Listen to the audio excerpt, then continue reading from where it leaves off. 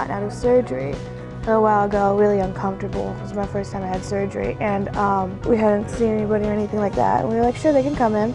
You know, we talked for a very long time, and it brought my spirits up. One of the things that we find with hospitalized children is they don't always have those same connections with friends, family, or outside organizations because they're here in the hospital. So when we can connect organizations, students with our patients and help them build friendships that are lifelong and lasting, it makes it more important and special.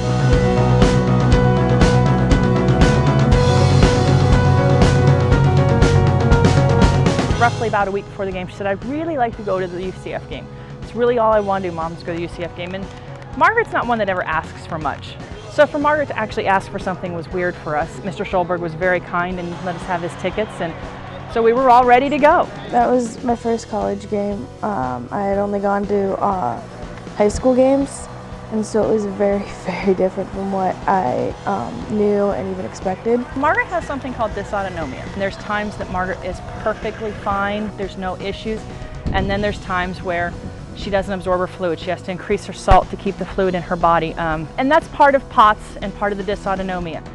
Getting Margaret prepared to go to a game, we had to start on Thursday. We had to increase her fluids Thursday so that she was prepared for it. We had to make sure she rested all day Friday. We had to make sure that we had extra fluids with us at the game. We had to make sure we had extra oxygen tanks. So it took all of that to get her to the game. And then Margaret took about 48 hours afterwards to rest and recuperate because it wore her out. But that was the longest period that she had been out and about since in a year. So to be able to be out and about for 6 hours was fabulous.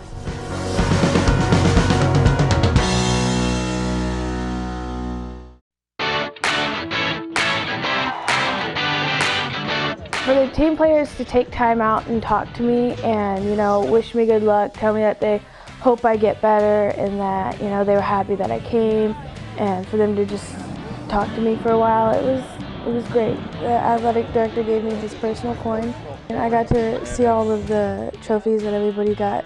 Well, I was real happy to see Margaret, a great girl, and they said it was the first time she smiled since she's been there, and it was great to see her on the sideline with a parent, with a mom, and I think sister, and it's just great that we could put some happiness in someone's life. You never really hear, you know, the backstory about what happens to the people that you meet. But this time we were able to find out, you know, that she was doing well and she got through her first surgery, you know, and was actually going to come to the game. So, you know, it was a surreal moment realizing that. I think, you know, I don't know if it was just us, you know, but we were able to touch her in a positive way. He immediately recognized me and he just came up and gave me a hug, and it was like, oh, that's sweet. And, you know, he talked to me, you know, he's like, how are you doing? And all this, and we got to meet his mom. I made him a bracelet for the dysautonomia awareness, and he was more than happy to tie it on and wear it. She gave me a bracelet to wear at all times. Matter of fact, I got in the locker room in my pants, and she said, you know, that's for her illness, you know, and she wants to bring light to it, you know, and that's why I'm gonna wear it at all times. Make sure I wear it to every away game, you know, every home game, every game that I have, you know, just to represent and honor her. You figure when someone comes in and visits you from like a group like that, it's just because they have to for community service. But all these months later, he remembered it, and he was excited for me to come, and that made me happy. This wasn't a one-time event for UCF football. It was kind of like they've taken her in as their little sister, it seems like. Terrence Plummer has been contacting her to make sure that she's okay, been praying for her. That meant more, honestly, than the football game.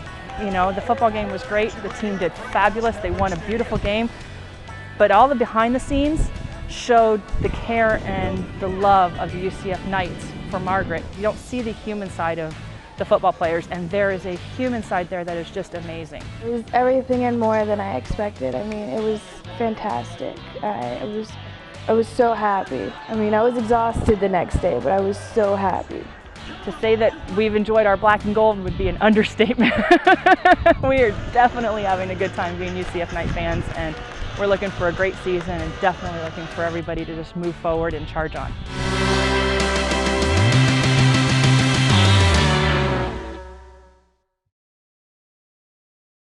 Fans, don't forget you can follow the Knights on social media.